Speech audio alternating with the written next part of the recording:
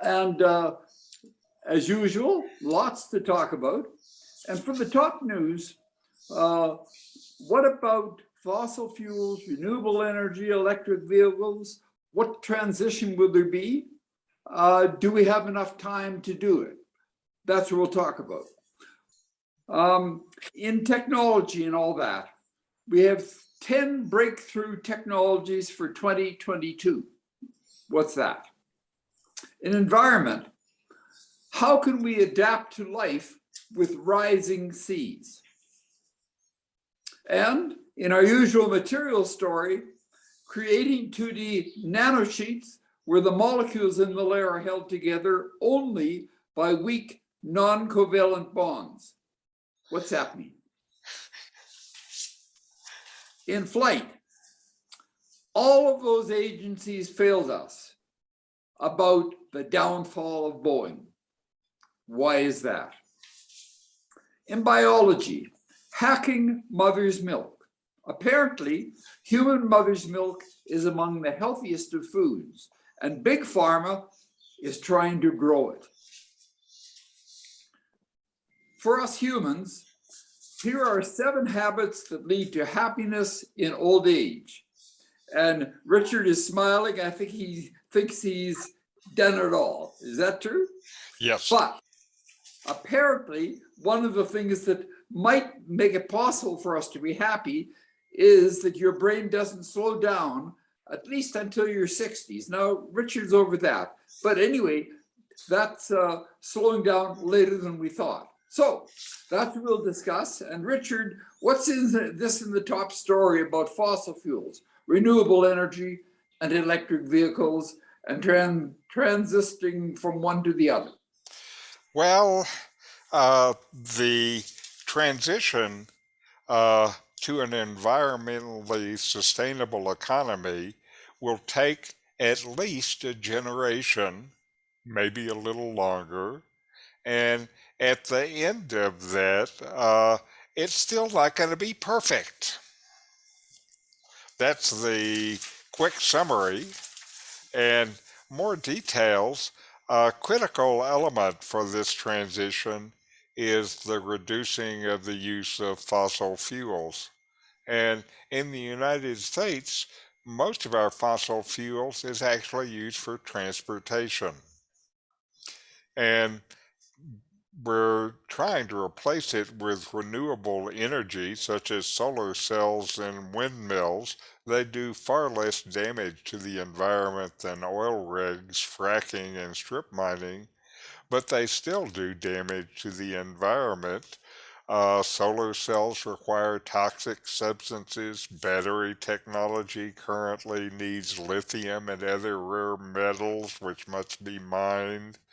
And no one should pretend that these new technologies are perfect. They're not. Take, for example, the lithium ion cells that are powering the electric vehicles that will save the use of all these fossil fuels. They have raw materials like cobalt, lithium, and rare earth materials. These are linked to grave environmental and human rights concerns. And the uh, extracting the metals from their ores also it requires smelting, which releases sulfur oxide and other gases into the environment. And right now, since most of America's electricity comes from fossil fuels, electric vehicles charged by that source actually still generate greenhouse gases, of course, from the energy sources. But as the sources of energy transition from fossil fuel, the infrastructure for the electric vehicles and charging will then start to reduce the greenhouse gases.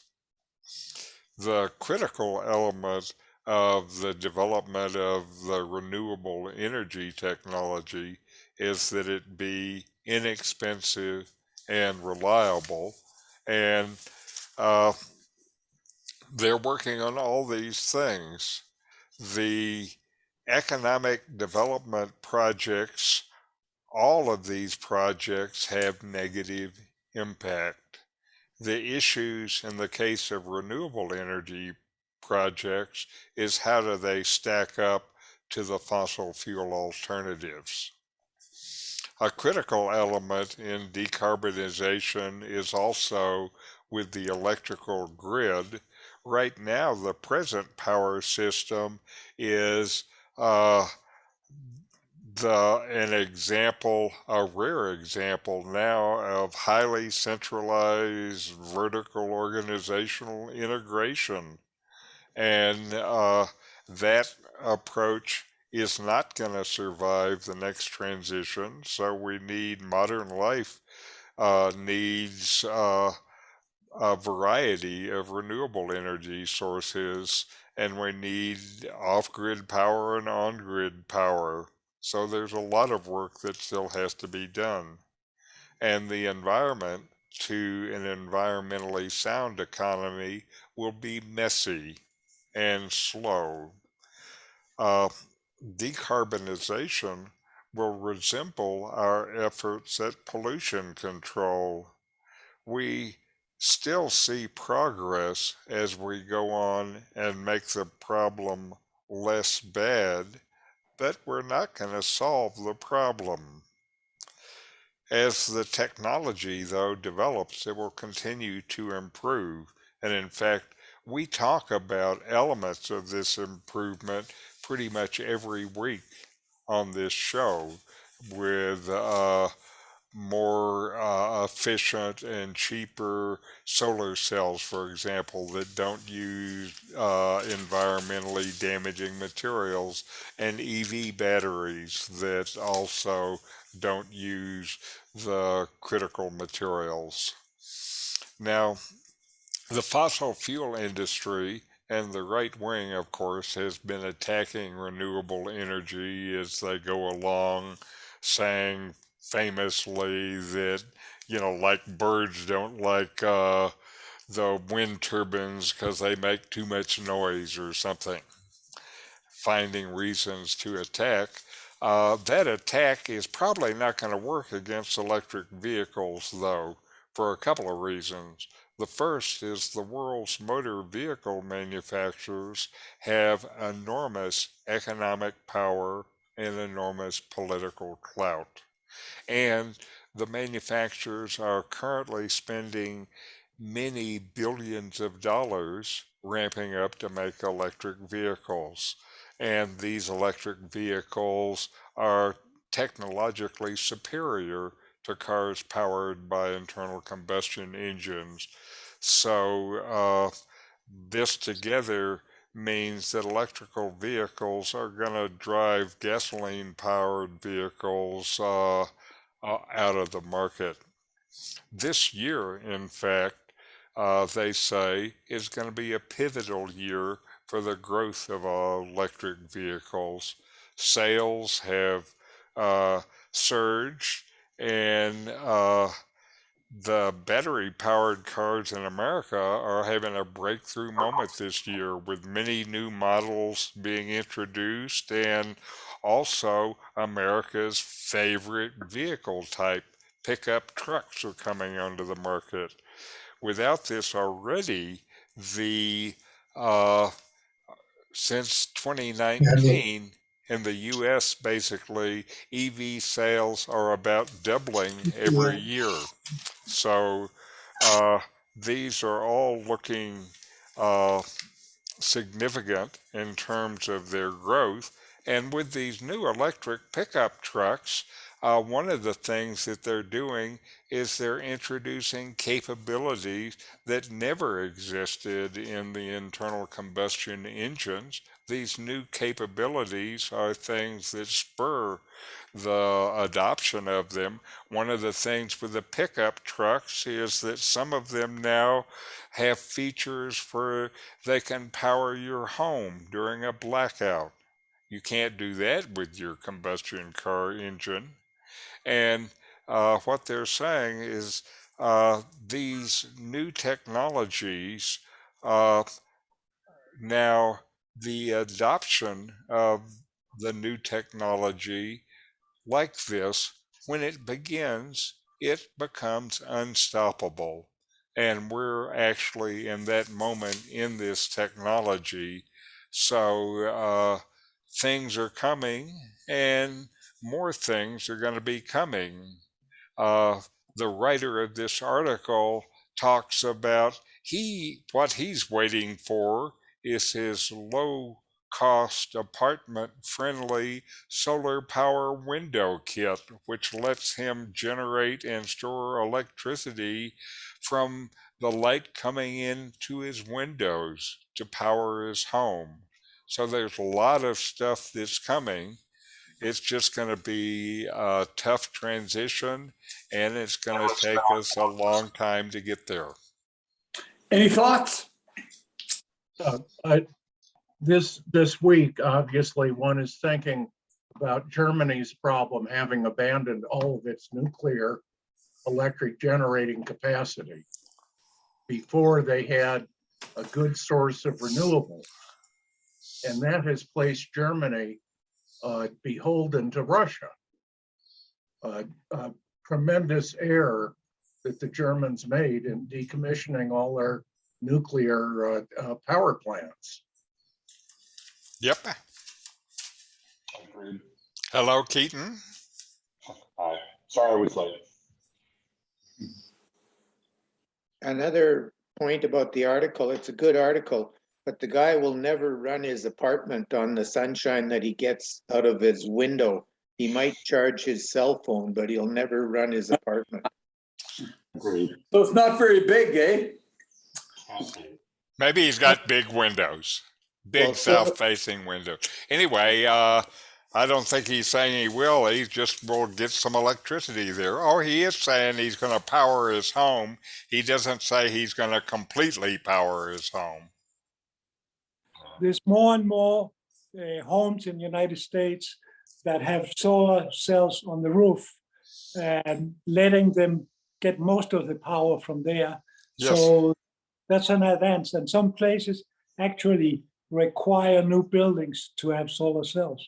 Yes, in Vietnam a couple of years ago, Vietnam was facing the prospect of needing to build many more coal power plants, and they required all residential structures to have solar panels on them, and they did it in 1 year and massively increased their power capability in the country, and they still had to build a coal plant. I think they built 2 instead of the 10 that they had planned.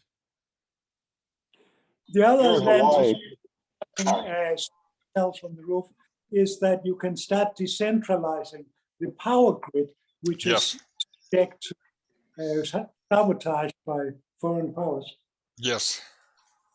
It's interesting too that General Motors had to recall 100% of their Bolt, the latest Yes. EV that they've issued, and they instructed all the owners to never park it inside a garage or building, and always to park at a minimum of 15 meters away from other vehicles.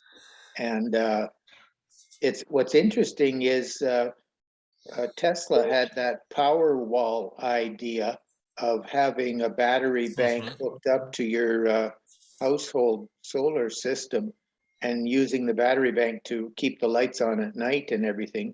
But we've never heard of any problems with the Tesla power wall or fires or anything like that. So it'd be interesting to know what the difference is.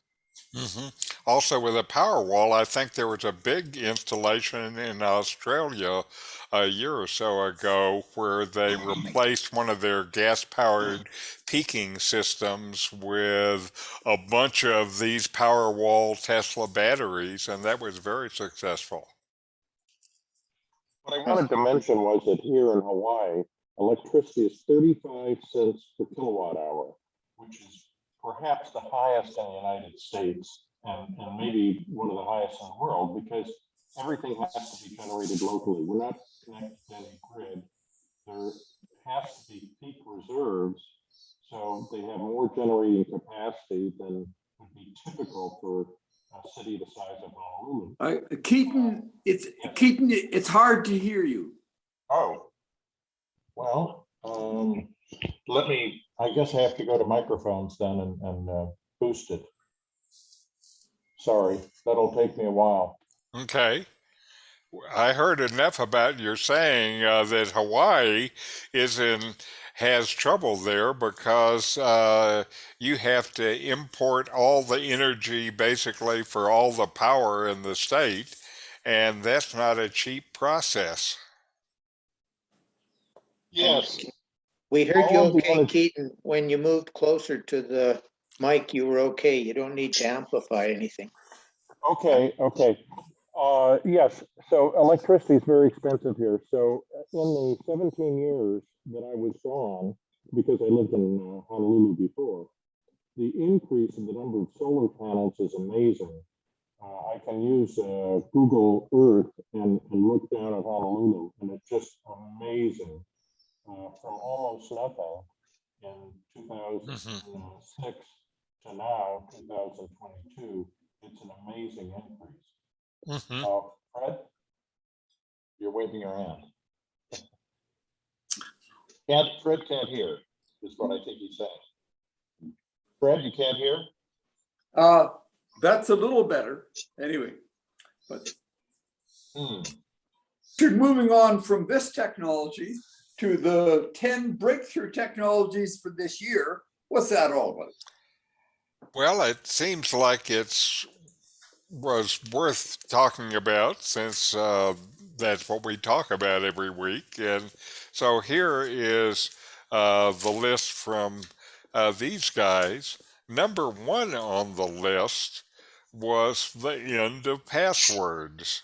And I'm so used to passwords that I didn't really realize they're a problem. But if you look at it now, we use passwords for everything online, and more things need passwords. And what they're saying is there are several things that will end the system we have now. One that I see a couple of systems using that I'm using, which is a email link.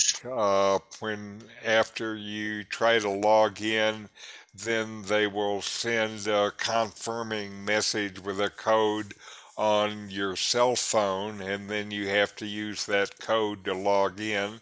That's going to be hard for a hacker to do. And then, of course, there are the biometric scans, like that will identify your face before you log in. And that's not much of a problem because you don't have to remember your face. But so there are more password systems, and they are easier to use, and they end up being more secure. So the passwords that we use every day to get into all these computer apps, the whole systems are going to be changing. The next is COVID variant tracking. One of the things that came with the pandemic was also an unprecedented investment around the world in genetic sequencing equipment. And what that's going to mean now is we have better surveillance around the world so you can track the spread of the virus and more quickly spot and warn about new variants. It was from this kind of testing that we got our first warning about Omicron. The next on the list is a longer lasting grid battery. As we move to renewables, then renewables, since they don't provide power all the time, need to have batteries to generate power all the time because you need it at your house. And there are new technologies coming into play there. And the one that they say that is the most promising for this application is a new iron based battery that may just do the trick. They're made using abundant materials, and they're going to be cheaper and more practical than other alternatives that they presently see for grid storage. Number 4 on the list is AI that evaluates protein folding. And the significance of this is that nearly everything your body does, it does with protein. And the way that a protein folds determines its activity. And this was very hard to figure out manually. And now they have their second generation of AI that can do this kind of work. And one of the things they think this means is now they'll be more quickly able to design drugs for a lot of applications. It's going to work in other areas besides drugs, but that's the kind of low-hanging fruit. Number 5 on the list is a malaria vaccine, and malaria kills 600,000 people a year, most of whom are children under 5. And a new malaria vaccine has been approved by the WHO. So it'll start to be used this year. It's also the world's first vaccine for a parasitic infection. The 6th one I didn't understand to begin with. I still don't understand it, but at least I know what it does. It's called proof of stake, S-T-A-K-E. And cryptocurrencies like Bitcoin use enormous amounts of energy, and they do it because it's the way they verify transactions. It's basically computer systems calculating and finding big prime numbers is the key, and it takes a lot of juice to do that.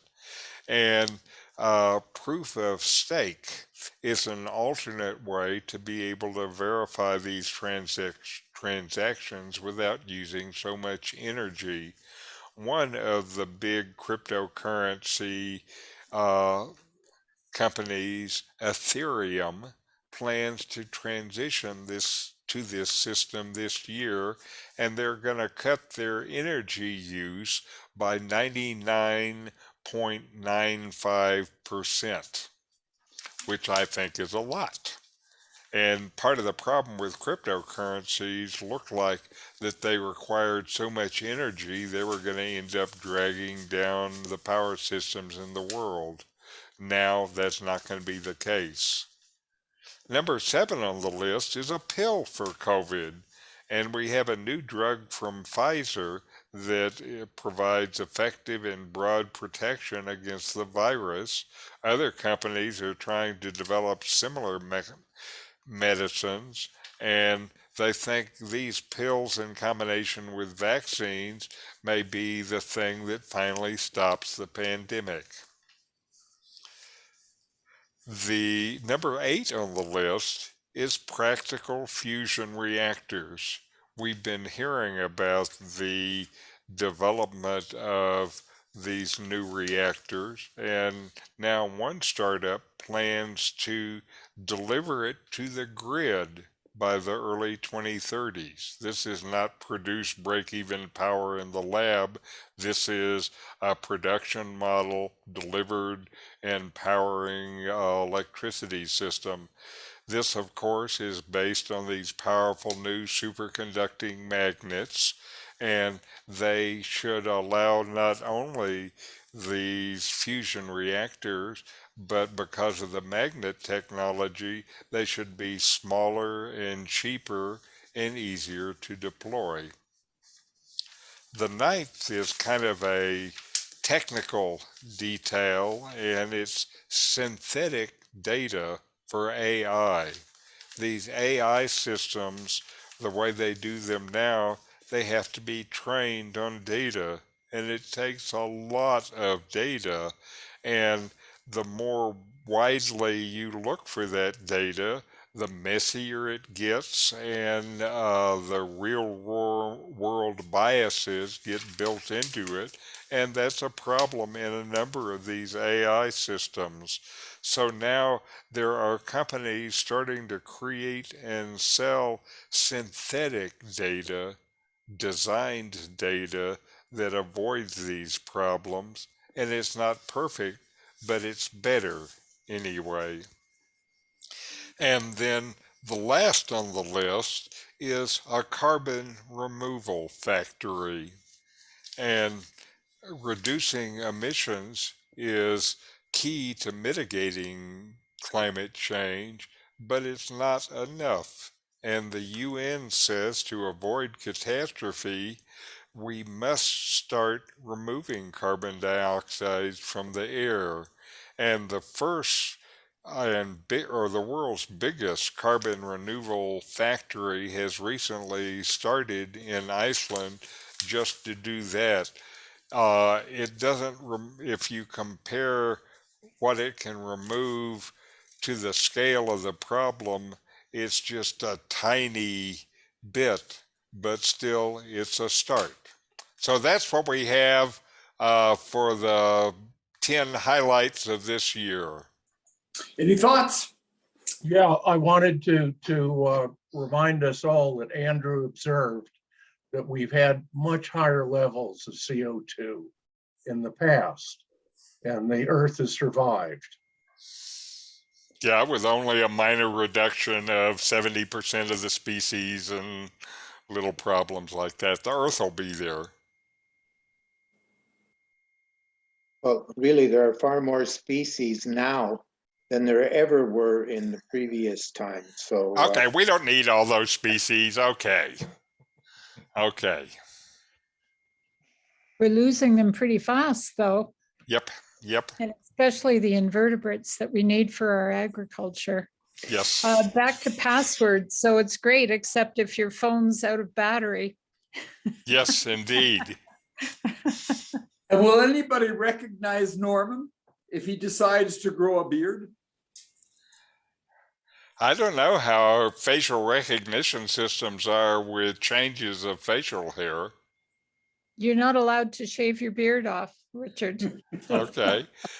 Now, I heard about jewelry that was being offered that would change the critical angles on your face, and so it would spoof the facial recognition system. I think the facial recognition system was proven to be pretty ineffective just with COVID, with everybody wearing masks, right? Uh-huh. Yeah. Well, certainly And they... the other place that you really don't want to have to depend upon facial recognition system or any biometric is if you happen to be the person who has to go in and address all of the computer relationships that a deceased person has established. I can certainly imagine the problem too if you're using this and you're trying to deal with now my partner just died and I need to go in and close all their accounts. What do? You take your computer to your mortician And they get birthday wishes.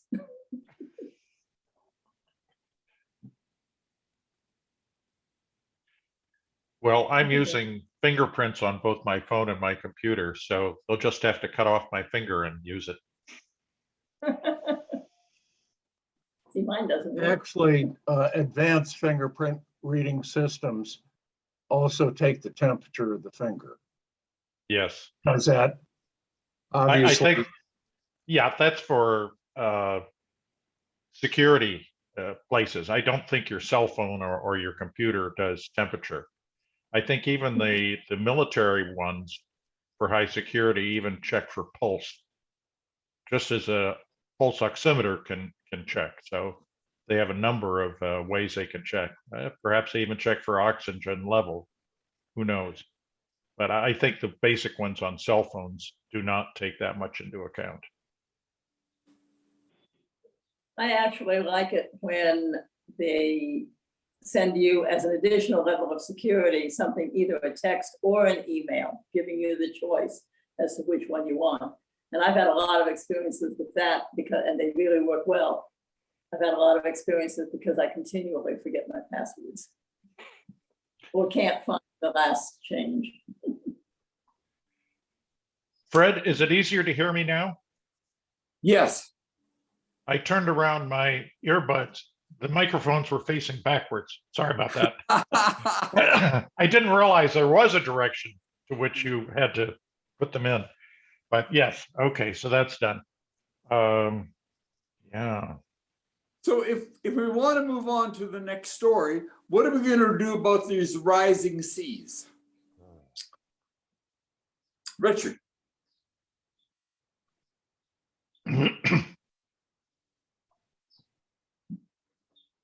Richard, we can't hear you. I know. You can hear me now, I believe. Yeah. Anyway, we have passed the point of no return. Rising seas are going to directly affect hundreds of millions of people around the planet directly, and indirectly, they will affect many millions more because of transport connections and water supplies and factories in low-lying areas. All of that is going to be lost or relocated. And they're saying now by 2100 they're expecting 3 feet of sea rise, and we've heard by 2050 they expect 1 foot of sea rise. So the problem is with us now, and the groundwater in coastal areas is still going to rise much faster because they also have the problem of tides and storms and those problems as well. And all of these things portend problems for places like Miami and New York. And for the first time ever, I saw San Francisco on one of the lists. And that makes sense. There's a lot of low stuff in San Francisco. And when you think about the hundreds of millions of people, uh, where will all those people move to? Uh, they're not going to be able to move inland because the areas inland are getting hotter and drier and don't support as many people. And forced migration of people is going to inevitably lead to international conflict and war. So you have to ask, what can we do besides migrating? And that's really what this article is about. If you look at barrier systems like in Rotterdam or the floodgates about New Orleans, the things that are designed to keep the water out, those are big, expensive, complicated systems that cost a lot of money. They're going to cost a lot of money to make them higher and more resilient. And those systems also are fragile, and fragile not in that they're fragile like you can easily break them like a like a pencil, but they're fragile in terms of one failure can have catastrophic results.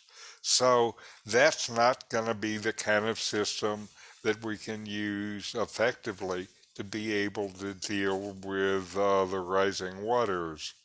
And the other part of the issue with these coastal areas is these regions are often contaminated from military bases, waste disposal, chemical production, petroleum refineries, and these contaminations are well-known sources for cancer and other illnesses. And if the things get out of containment, they'll kill fish and shellfish and birds. And so what they're saying is one way we could actually deal with the problem is a combination of a couple of things. One part of it is in these contaminated areas, just dig this stuff up on a global scale and make whatever problem it is in the soil inert and remove the contamination there. And if you dig them up, you can make big ponds and lakes. And the thing is that a resilient city might be one that floats. Floating urban districts and ponds that can rise and fall with the tides or rise with the rising ocean. And you'd make these using flexible infrastructure connections and slip collars. And they can be, some of these can be built in these newly dug ponds. And if you take these further and surround them with low dikes, they could stay in places longer as seas continue to rise over the centuries and become a part of this managed retreat strategy. Now, most of the hundreds of millions who will be affected by the rising seas live in less wealthy countries. So, whatever you do, the strategy with living with water in these locations has to be cheap. And hopefully, uh, the people around the world will provide some financial assistance to these poor countries because their adapting in place prevents war and it makes everybody safer. So maybe the developed countries will support this. And floating cities, of course, still come with lots of challenges like water supply and sewage, and they can't match the density of high rise towers, but you're not going to have to move them in 20 years. So this author is particularly uh, recommending floating cities as a way to make it resilient. Can you imagine Oahu floating, Keaton? But the greater problems, like you said, are in the less developed world. The Indonesian government is having to move the federal capital because Jakarta is sinking because the water is being taken from the aquifers. Right. And it's settling. At the same time, the ocean is rising. And even worse, Bangkok just has no way to protect itself. It is going to very, very early suffer complete flooding. Okay. I hadn't I realized worry that about about, Bangkok. oh, yeah, I lived there. Or- I think also you have to look at countries like Bangladesh that are built in a delta, yes. and they are going to experience horrible flooding. And I might add that the changing in the climate, which has created tremendous storms, that makes it even worse. If it was just the rising water, it wouldn't be so bad. They could slowly move inland a bit. But the storms that are created due to this quick change in climate makes it even worse.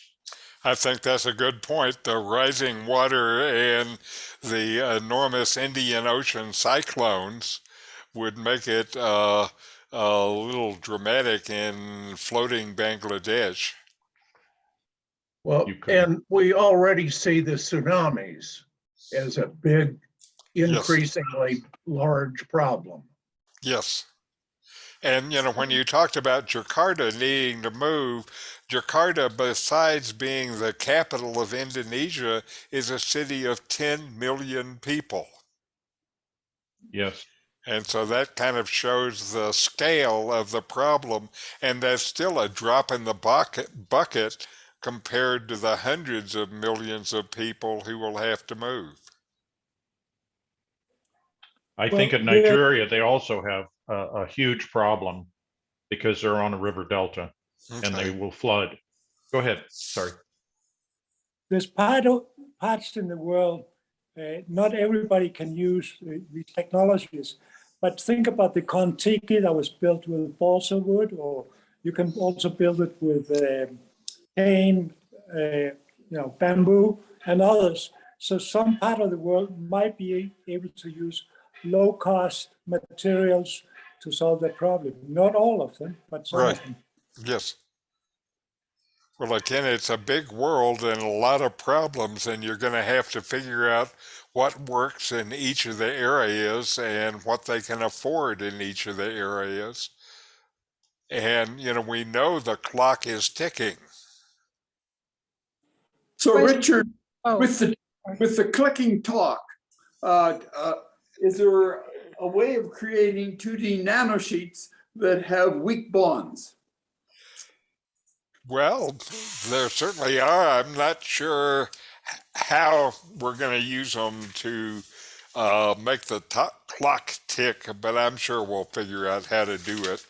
Now, in the past years, as we have heard in this hot science, researchers have developed a variety of 2D nanomaterials by creating 2D sheets of bonded atoms.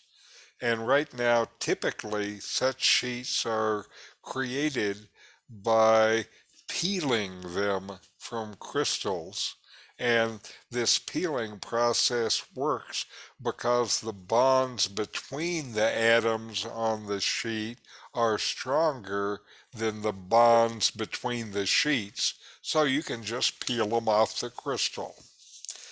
And they had not thought that you could do this with weakly bonded atoms because the bonds would be too weak to hold them together and peel them. And in this effort, researchers found that it is possible to create these 2D sheets in which materials have a weaker bond, but you have to do it in a special way so the sheets will remain strong enough to hold together. Now, part of the interest in making sheets out of different materials is each of these materials have different properties, and we don't know what those properties are until we can make some. And when they make new things, they will discover new uses for it, basically. And so what they found is if they make, for example, molecules that you can form in a star shape, they were able here to make each star where it could form 12-point weak bonds with the stars around them. And though they were individually weak bonds, they're strong enough so that they could still be made in peeling them off. And so they were able to make new 2D sheets by suspending crystals of it in a liquid and then subjecting them to ultrasound. And they ended up with a stacked sheet of materials that you could just peel apart. The bonding between the sheets was weaker than the bonds holding the sheet together, and that made the whole thing work. And this is a development that I have no idea what is going to come from the development, but what I know is new materials with new properties make things possible that we haven't even imagined. And so this is, Yes, Richard previously mentioned that these nanofilms can be superconductors yes. at very high temperatures, near room temperatures. Well, that's one of the things they're working on. They're still just trying to figure out what in the heck makes a superconductor a superconductor. but they're working on it. The other thing, one of the other things I think is interesting about these materials is you also, in some configurations, you can make carbon, which is not magnetic. You can make it a magnetic material. It also turns out these nano sheets of carbon conduct light, and so you're seeing them start to be used in optoelectronics, and it looks like since they are small atom scale materials, they can operate at higher speed, at lower energy. So there's going to be something that comes out of that as well, for sure. Richard, if we don't know how that all works, there's something we do know about, and that's that Boeing failed. Tell us about it. Yes, Carol and I have started to watch the Netflix documentary Downfall, the case against Boeing. And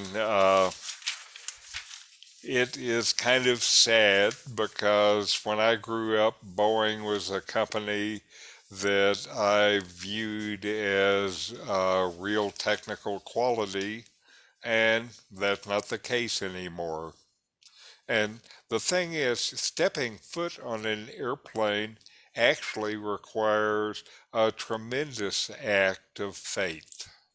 You have to have trust in the expertise of a complete stranger, somebody you don't know, to operate a machine that's so complex that you don't understand how it works, and you have to trust that's going to get you alive and to your destination. And to make that work, we trust the manufacturer and the regulatory authorities and the government to make the regulators do their jobs. But in the case of Boeing, it seems like all of these agencies failed. And the movie is about two crashes that happened after the introduction of the Boeing 737 MAX. In October of 2018, Indonesia's Lion Air flight crashed into the Java Sea and left behind 189 casualties. And a few months later, in March, Ethiopian Airlines Flight 302 met a similar fate with a death toll of 157.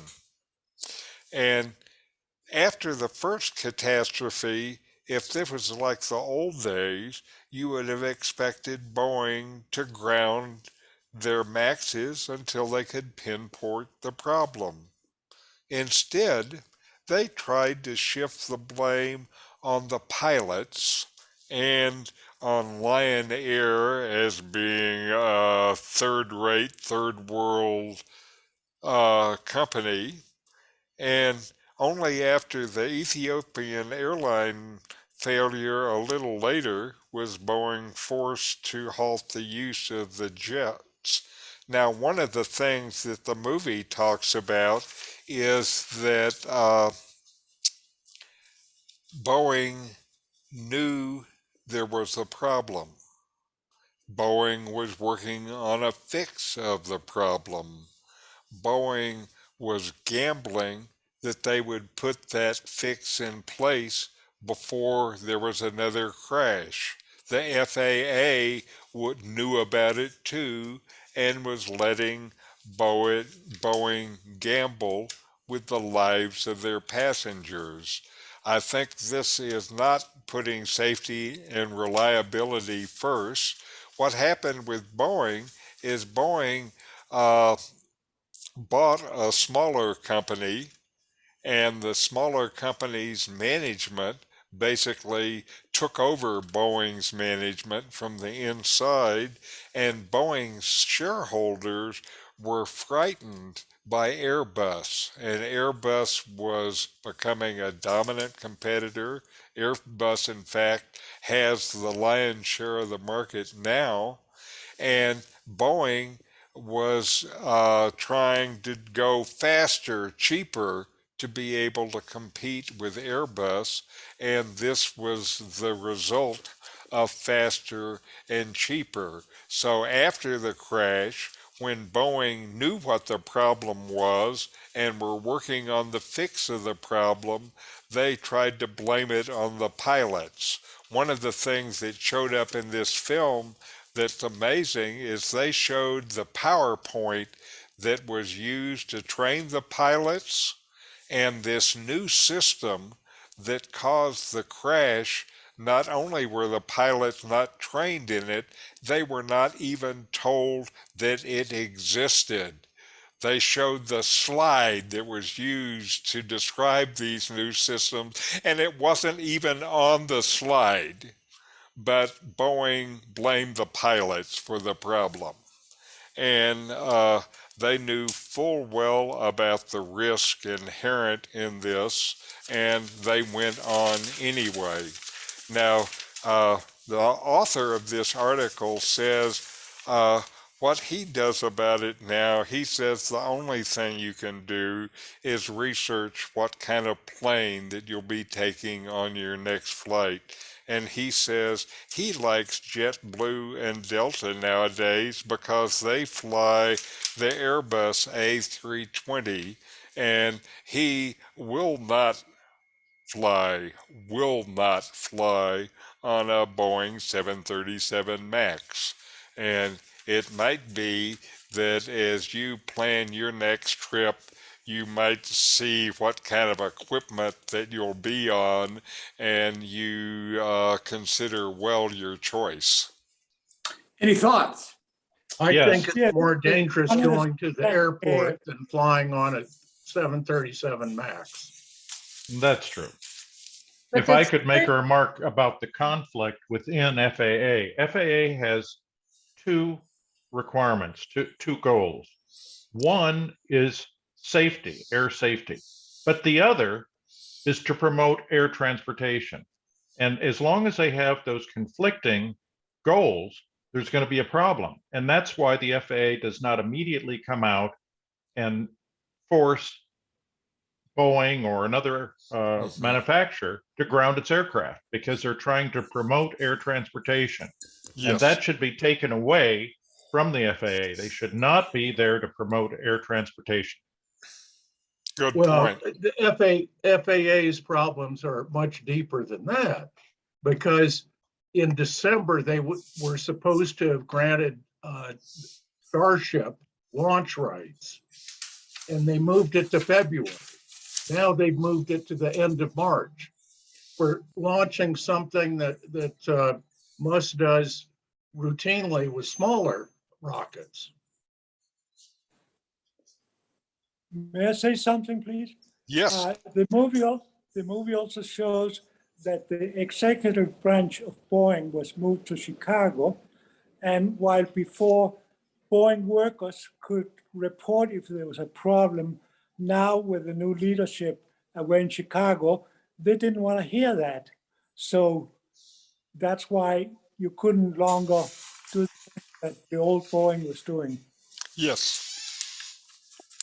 Correct. It also said that the share price went up so much with the increased orders for the 737 MAX that Boeing's stock value increased about $150 billion. But because of the crashes and the cover up and everything else, the CEO had to resign.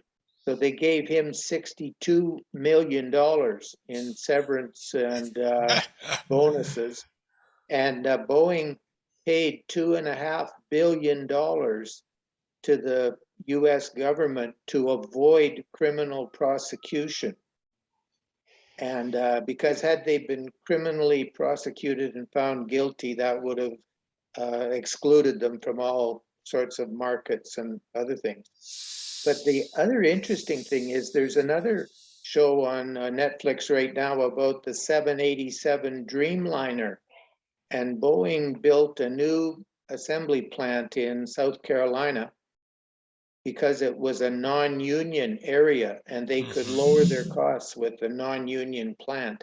So they were building the 787s in the two places, in Everett, Washington, and in South Carolina. And they had so many quality problems with the airliners built in South Carolina that the airlines were refusing to take delivery of 787s that were built in South Carolina. But since then, in 2021, Boeing phased the 787 out of Everett, Washington, and now they're built Oh, God. exclusively in South Carolina. And they argued that, well, yeah, we got the quality problems figured out, but you never know. And certainly I wouldn't trust what Boeing said anymore. Well, when the headquarters was in Seattle, that was run by engineers, Right. and when they bought the McDonnell Douglas company, Yes. they were more used to dealing with military contracts and lobbying and congressional influence and all that sort of stuff. So it was a different senior management, like you said, Richard. And for me, one of the things I saw working my life in Silicon Valley is I saw what happened to these brilliant technology companies when they were taken over by numbers guys. And it was never good. But speaking back to the technological, my husband was watching the Netflix, but early on, apparently the problem with the Max was the engines were too heavy and in the wrong part of the aircraft. And that's why you needed this software to override the problem with the fundamental design of the aircraft. So that sounds more like a technical problem in the first place. Another problem is they sold it by saying, oh, well, you know, you don't need to retrain their pilots. Two airlines did retrain their pilots. I forget one, but you would think that they'd be European, maybe North American. The one country I remember was Brazil, of all things. Brazil retrained all of their pilots for the MAX, even though Boeing said they didn't need to. Interesting. Because that's a cost. Yes. So Boeing was trying to sell it to the airlines on the basis that you can save cost here. You don't need your pilots back in the simulators. The other interesting thing is when the FAA agreed to, after the first crash, they had calculated that there might be 15 more crashes or 15 more failures of this system in the next 20 years or whatever. But they accepted Boeing's argument that the failure of this system wouldn't necessarily cause a crash because it was just a matter of turning off the system so that it no longer activated. But the pilots only had 10 seconds to do that. And if they didn't turn it off within 10 seconds, it would force the plane into an irrecoverable crash.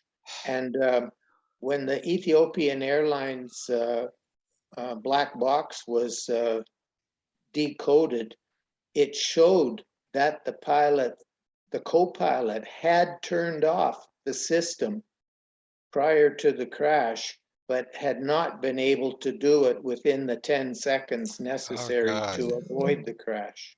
So the Ethiopian pilots were aware of the system and but they just weren't able to turn it off quick enough. Well, initially the pilots were just not told about the system. So some of them, in 10 seconds, they might be able to do it. They just didn't know they could do it, turn it off. I think an interesting comparison, you know, when they talk about that in the life of the aircraft, that they expected to have, I think it was 13 crashes, 2 per year, I think was a figure. If you remember back in the case of the Ford Pinto, Ford found out that the fuel tanks often would rupture, throwing gas into the passenger compartment. And they knew about this. And they did their calculations and they said it was cheaper to pay the victims than it was to make changes in the design of the Pinto. And this people found out about eventually, and was very embarrassing to Ford because they were saying, well, human life is worth, 100,000 or whatever, so we'll just pay rather than make changes to the vehicle to make it safe. Well, Johnson and Johnson have a similar problem with these plastic meshes that surgeons use when they're repairing hernias and things like that. And Johnson and Johnson are paying out something in the hundreds of millions of dollars a year in settlements, but they're continuing to make the meshes because they make more money selling the meshes than they do paying the claims. Ethics. Yeah. Well, There are many- we've got a lot of problems like that. So maybe the one thing we can rely on is big pharma producing mother's milk. What's that? That's right. Well, it turns out, you know, there's a wonderful superfood available, and it has lots of research and development. It's millions of years of mammalian evolution, and they figured out that way the recipe for the superfood human breast milk. And now, for a growing number of scientists, marketeers, and biohackers, this could be white liquid gold. And human breast milk, of course, provides unparalleled advantages for babies. It's packed with all the macronutrients and micronutrients that the infant mind and body needs.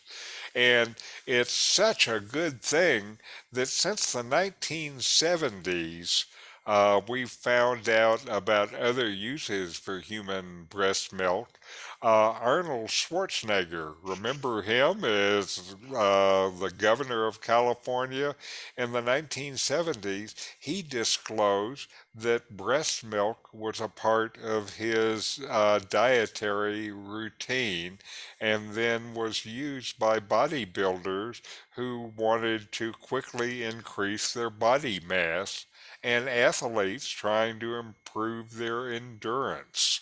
And now, Austrians have established the first milk bank system in the world in the beginning of the 20th century. So it's been known as a valuable resource. Right now, there's a problem with these milk bank systems because of black market sales to adults. And uh, the current internet technology with these peer-to-peer kind of deals that are possible makes this kind of illicit sale of breast milk hard to stop. So it already is a problem. And uh, in the midst of this, online breast milk banking is exploding around the world because it really is a useful thing, especially for babies, for the mothers have some kind of problem or the babies have some kind of problem. It's a wonderful resource there, but having people buying it from the black market makes the prices of it go up and out of the reach of the people who need it. Now, if you looked as they look at the potential market for human breast milk, they think the sector is going to end up being billions of dollars per year. And to give you a benchmark, in the US for breast milk substitutes, the powdered stuff you make to feed your baby, in 2013, it was already a $40 billion market in the US. And you find the same stuff in stores all around the world. And so it's an enormous market. And now, they think that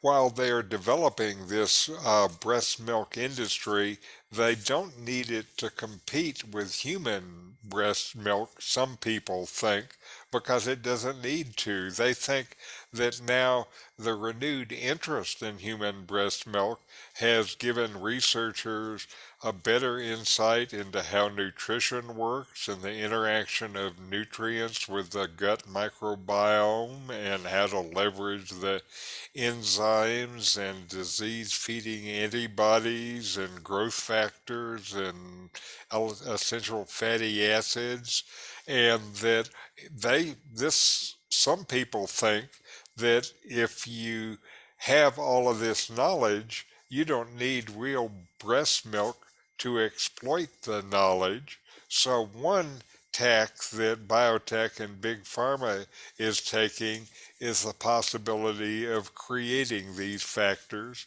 in the laboratory.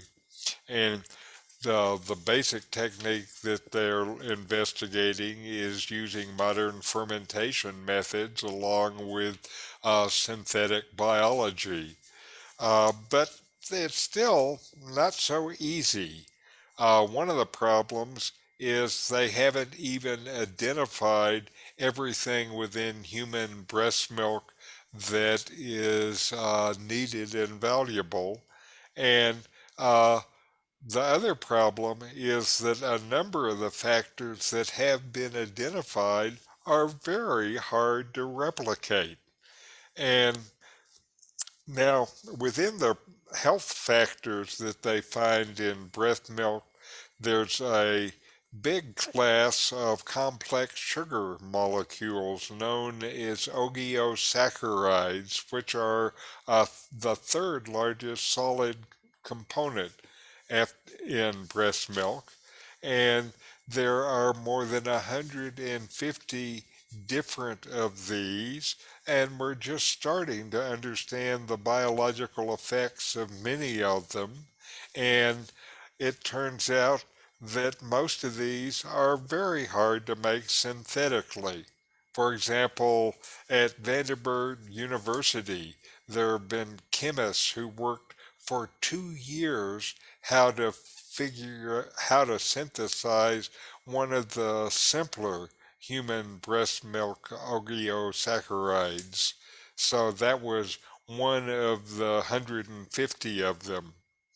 There are other folks who are trying to develop some automated human milk oligosaccharide chemical synthesizer that can decode breast milk. Maybe it'll be a tool to be able to better figure it out. Then there are another group of people who are not using the the synthetic creation. What they're trying to do is to uh, grow human breast cells from tissue and then implant them in tissue and make the tissue and make essentially real human breast milk, but make it artificially from tissue that's not in a mother, but rather is in the lab. And, what they're talking about is still pretty fantastic. And they're trying to do things like uh, to make synthetic human milk and then turn them into other foods like cheese made from breast milk. Do you want your breast milk Gouda? Now, so uh, this is going to be a big area, I think, that we hear more and more about in the next few years. And the frontier of human breast milk as a marketed product is just beginning. It may be that breast milk cheese is the new health food. Any thoughts? Oh, yeah. Oh, yeah. Yeah. So this is all marketing because the adult digestive tract is incapable of absorbing oligosaccharides. Those molecules are so large that when you're eating, when adults, humans or mammals, any mammal is eating milk, it just in one end and out the other, it doesn't get absorbed. So it's marketing. Well, that's what they started with. It's going to be $1 billion market. Yeah. Well, there's a reason for, I forget the name of it, but encouraging women to breastfeed their babies because the formulas that the pharmaceuticals have been able to make they're so lacking. I mean, Right. and the other thing is breast milk across the world is completely different because it's giving the baby the protection against the viruses that are present in that area of the world. So anyway, I'm sorry. I'll get off my soapbox now, although my It's British friends okay. call it an orange box. I'm happy for anyone to take the soapbox about the evil of marketing. And I It's say not that just, as someone who was a marketing executive for many years. yes, I think that, formula in developing countries poses a serious risk because they mix the powder with water that may not be pure for drinking, may not be potable. And Nestle was taken to task on this account because they were promoting their formula in Africa over breastfeeding. And obviously, breastfeeding is infinitely better. And that's, again, where you get into marketing. Nestle was anxious to make a lot of money from formula Right. and discourage women from breastfeeding, which is a terrible thing. Well, Richard, if breast milk makes babies and the rest of us happy, what's it that makes us happy in old age? Well, I'm going to tell you. And before I tell you, I just want to give a little background. And, what they have found in research is that happiness tends to decline through young adulthood and middle age, bottoming out at about age 50. After that, happiness heads up again into the mid 60s, and then something strange happens. Older people split into two groups as they get old. One of them gets much happier, and the other gets much unhappier. And so to try to sort this out, they used a database that was started in 1938 at Harvard Medical School. And they've been following lots of people. And every year or two, researchers gave them questionnaire about lifestyle, habit, relationships, and work and happiness. And they put all of that stuff in a big database now that's been updated for more than 80 years. So you can look at it and see how people lived and worked in their 20s and 30s and how their life turned out later. And so when they looked at it for this study, they categorized people with respect to happiness and health. And sure enough, they found two groups. One that was physically healthy with good mental health and high life satisfaction. And the other were people they call, quote, the sad sick, which were people below average of physical health, mental health, and life satisfaction. And so they tried having these two groups to understand what were the behavioral differences, and they came up with this list of 7 items. And here's what they have. The first item is don't smoke. And that's enough. And if you already smoke, quit. And the second is watch your drinking. It turns out too much alcohol is a problem. And too much alcohol is more of a problem. The third is diet.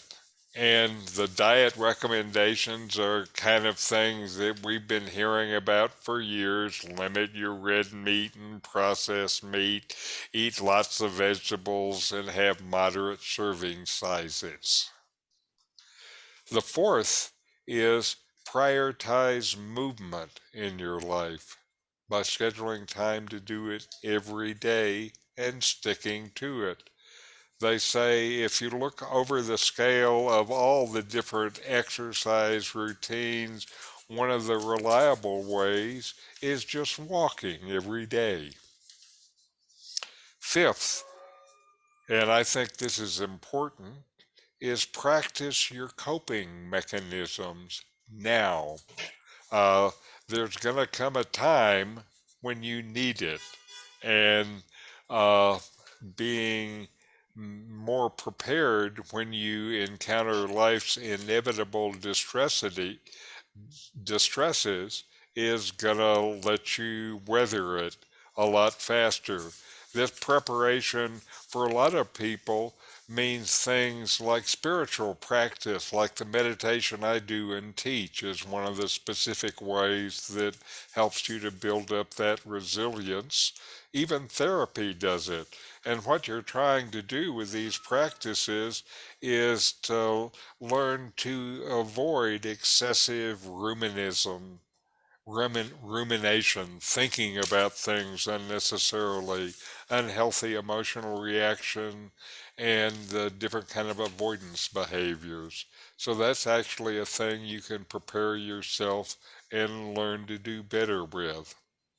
Number 6 is for the people in this group today, and that's keep learning. You simply need to engage in lifelong learning. And number 7 is do the work to cultivate stable long-term relationships with a steady marriage, if that's available to you, and with family, friends, and partners. The key is to find people with whom you can grow and with who you can count on no matter what comes your way. And so the best way to maximize your chance of being happy is to pursue all 7 of these goals. And of course, if you're not doing them now, the time to start them is today. Any thoughts? Yes, there was a study done, 2 of those items, exercising and smoking. There's a study done that said that not exercising was worse than smoking. Wow, okay. Well, I walk a mile every day. Yeah. I walk to the supermarket and back, even if I don't need anything. Yes, I that's would right. argue that the industrial pollution in areas where people have limited resources shortens their lives and their happiness. And that's typically where the industrial pollution is the worst, is in low-income areas. Right. Richard, a few years ago, I listened to a TED talk, which I think is from the same study at Harvard. And this one guy who was in charge of it really boiled it all down to one thing. And that was the last one you mentioned. He was saying that far more important than anything else is relationships. Mm-hmm. That wouldn't surprise me. And I think there are people here who, like me, are a member of the local Unitarian Universalists. And one of the things I think that's wonderful about that group is the relationships and friendships we have with other people. And I've seen already that this includes people that you can rely on when you need. And that's so vital. I think something not mentioned, because it's a relationship of sorts, but having pets. It seems that having pets improves your life and even your longevity. Mm-hmm. Mm-hmm. Yeah, especially if you have to walk the dog, you know, That's right. and you have to get up in the morning to let the dog out. So Mhm. it's a combination. And relationships were mentioned when they were talking about the blue zones of the world, where people Yes. live a much longer life. That was super important, that people lived in multi-generational families or in communities where they knew everybody else on the street. But, And I guess all of these things are important because at some level, says Richard, our brains don't slow down. What's that all about? Well, they have found out kind of new information about the way that we process information and make decisions as we get older. And these findings challenge the widespread belief that mental speed starts to decline in our 20s and it's just downhill from there. And the study was a fairly big one. They collected data from about 1.2 million people aged from 10 to 80. So they have a good base in the study. And the research found that it is true that reaction times speed up from a person's teens to around the age of 20 and then slow down as they get older. And this was attributed previously to slower mental speeds. So that's the problem with Grandpa, is his brain is just slowing down. But this is not the case, they say. The decrease in reaction time from age 20 is probably due to people wanting more certainty before making decisions as they age. And also, visual information takes more time to process and it takes more time to react, to push the button. And so the physical speed deteriorates. And so their analysis suggests that people's mental speed increases in their 20s and stays high until age 60. I don't know about till age 80. That's my concern now, of course. But that people become more cautious with their decisions. With increasing age, they try to avoid mistakes. And that means that it takes longer for them to push the button in the test. And these findings challenge the assumption that people, as they age, become mentally slower than young adults. And I'm happy to have that assumption challenged myself. Any thoughts? Yeah, I agree that as you get older, you try to avoid making mistakes. I think that's a normal thing. That's what some might call wisdom. Yes. But it means you're slower on the trigger. Yeah. And sometimes it's good to be slower on the trigger. And maybe it's not only worrying about mistakes. Maybe it's because we've got so much up there already, there's more things to process. Right. That's what one of the articles last week, I think. Mm-hmm. But at the same time, it's desirable to have a Tesla that drives itself more accurately than we as old people do. That's right. Yeah. Well, Richard, thanks so much for this. great session, and thanks to everybody for participating, and we'll see you next week. Bye for now. Okay. See you Thank next you. week, folks. Good to see you. And what we're doing now, there's a part of that which is relationship building, and that's also what we're doing. So we're exercising our brains and exercising our relationships, and what healthy stuff for us to do, I think. And I say that humorously, but I mean it. So adios. Yeah, we should just have these things and walk on a treadmill while we're having the conversation. Okay, or walk the dog.